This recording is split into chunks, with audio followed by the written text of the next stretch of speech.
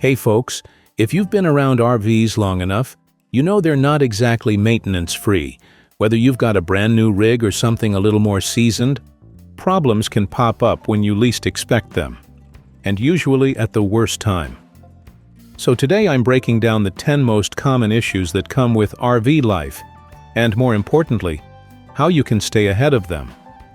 These are problems I've either dealt with myself or seen others struggle through out on the road. A little prevention goes a long way, and trust me, catching these early can save you a ton of money and headaches. Let's dive into the list and make sure your next trip runs smoother than ever. One of the biggest headaches in RV ownership is a leaky roof. Water damage can go unnoticed until it's too late, and once it sets in, you're dealing with mold, rot, and expensive repairs.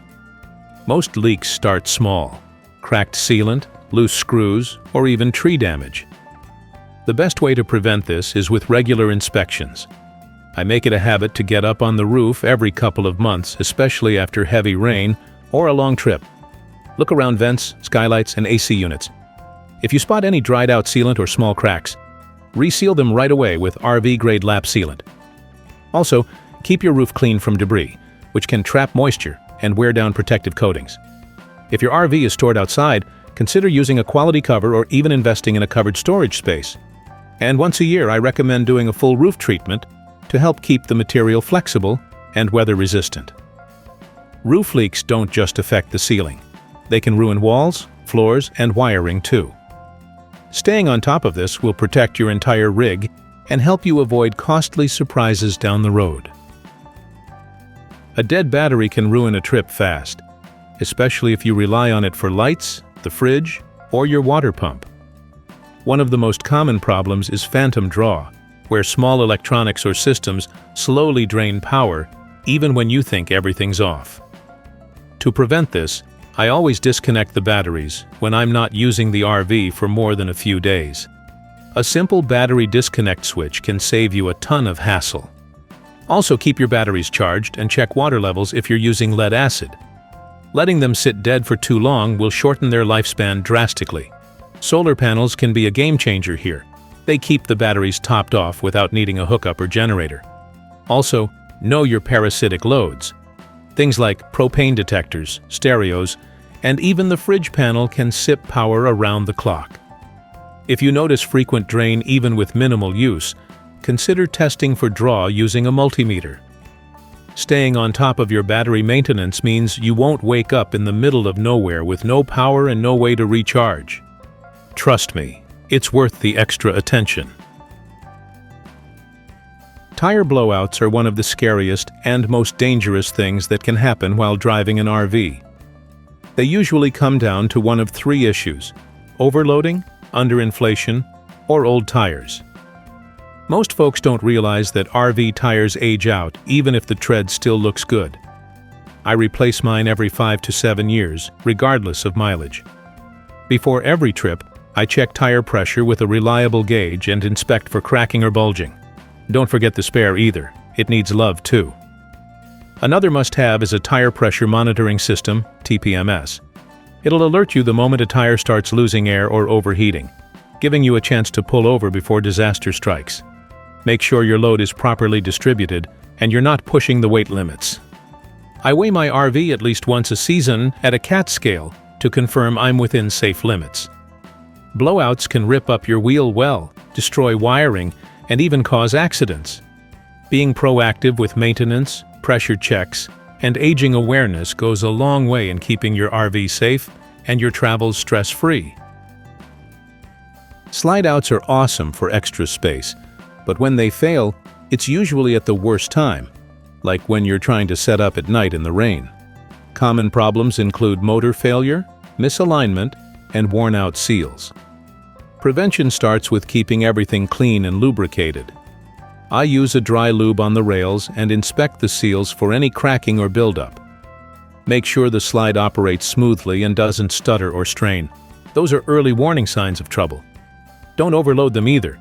Heavy furniture or uneven weight can put extra stress on the mechanism. Also, keep the slide roof clean. Debris like twigs or leaves can damage the seals when you bring it in, which eventually leads to leaks. Some RVs also have manual override cranks. Know where yours is and how to use it before you actually need it. Lastly, operate your slides while on battery or shore power, not just the inverter, to give the motor enough juice.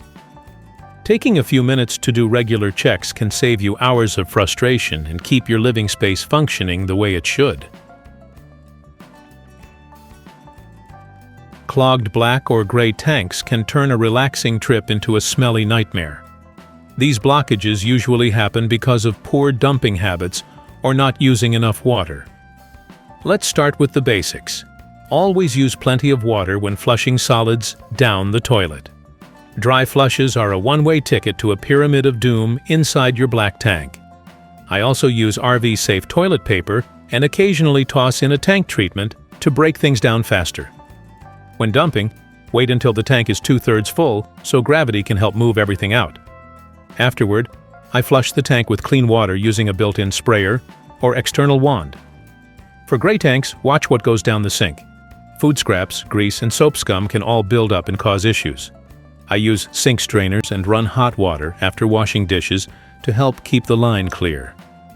Also, don't forget to leave your gray tank closed until your black tank is dumped. Then use it to flush out the hose. A clean tank system is key for odor control and function, and a few good habits make all the difference. Electrical gremlins can be incredibly frustrating in an RV. Problems usually show up as flickering lights, dead outlets, or tripped breakers. The root cause can range from loose connections to overloaded circuits or even corroded terminals. Start by checking the basics. Make sure your shore power plug is tight and your surge protector is working. I never hook up without a surge guard, especially at unfamiliar campgrounds. They protect against voltage spikes and low voltage situations, which can fry appliances fast. Also, inspect your fuse panel and keep spares on hand. A popped fuse can look fine at a glance, but a multimeter will tell the truth. Check your ground connections too. Corroded or loose grounds can cause erratic behavior in the 12-volt system. If you're experiencing low battery voltage, look at your converter or inverter. These components work hard and sometimes get overlooked. And if you're dealing with inconsistent power inside, make sure your GFCI outlets haven't tripped. They often control multiple plugs. Preventative maintenance here includes tightening connections, cleaning terminals, and not overloading circuits. Keep it simple, stay organized, and troubleshoot one thing at a time. Staying on top of your electrical system means fewer surprises and a safer, more reliable RV experience.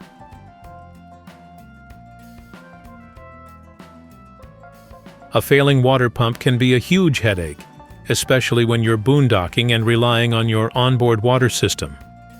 The first sign something's wrong might be sputtering faucets or no water flow at all. Sometimes it's a simple fix, a blown fuse or a loose wire. I always start by checking the pump switch and listening for any sound. If it's silent, grab a multimeter and test the power leads. Other times, the pump runs but doesn't pressurize, which often means air got into the line or there's a clog. You can bleed the system by opening all faucets and letting it run for a bit. Check for leaks in the lines or a cracked strainer screen. It's an easy-to-miss part, but can make a big difference.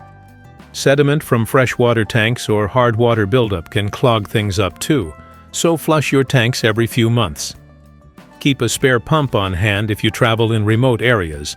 They're relatively cheap and easy to swap out. A working water pump is essential for daily comfort, so keeping it clean, powered, and leak-free will ensure you're never stuck dry out in the middle of nowhere. Propane is great for off-grid living, powering everything from your stove to your furnace, but it comes with serious risks if not properly maintained. Leaks can lead to fire hazards or even carbon monoxide poisoning. I make it a point to test my system at the start of every season. That means checking connections with a soapy water spray and looking for bubbles. Always turn off the propane at the tank when doing any repairs or checks. I also inspect the regulator and lines for cracking or rust. Keep your tanks secured and upright, and make sure the rubber hoses aren't rubbing or pinched anywhere. It's worth installing a propane leak detector inside the rig if yours didn't come with one. Also, Test your CO and LP gas detectors monthly. Batteries don't last forever. I've had a regulator go bad mid-trip, and I was thankful I had a spare on board. If you smell gas, get out immediately. Turn off the supply and ventilate the area. Don't try to find the leak with a lighter or any flame. Treat propane with respect, stay on top of inspections, and it'll serve you safely for years to come. RV fridges can be temperamental, especially the ones that switch between propane and electric. If your fridge isn't staying cold, the first thing to check is the power source. Make sure it's actually getting juice and that the mode, auto, gas, or electric, is set correctly. If it's a propane model, inspect the burner for soot or debris. A dirty flame can cause weak cooling. I clean mine once a season with compressed airs and a small brush. Ventilation is also key. Heat builds up behind the fridge and needs to escape through the exterior vent. I added a small fan to the back of mine to help with airflow, especially in hot weather. Leveling is another factor. Some absorption fridges won't cool properly if the RV is off balance. Use a bubble level to make sure you're good. If it's still not working, check the thermistor and cooling fins. And don't forget, these fridges cool slowly, so give it a good 8 hours before expecting cold food. Preventative steps like annual cleanings, regular checks, and monitoring performance can help you catch issues early and avoid losing all your groceries halfway through a trip. Your brakes and axles take a beating, especially if you're towing or traveling through mountains. Neglecting them isn't just inconvenient, it's downright dangerous. I inspect my brakes every few thousand miles, or at least once a season. Listen for grinding or squealing, and feel for pulling or vibration when braking. These are signs something's off. Brake pads wear out and can cause damage to the rotors or drums if ignored. Make sure your trailer brake controller is properly calibrated too. It's easy to overlook. Grease the wheel bearings annually with a good quality grease and check your axle seals for leaks. If you see grease splatter on the wheels, it's time to repack or replace. Also, watch your weight distribution.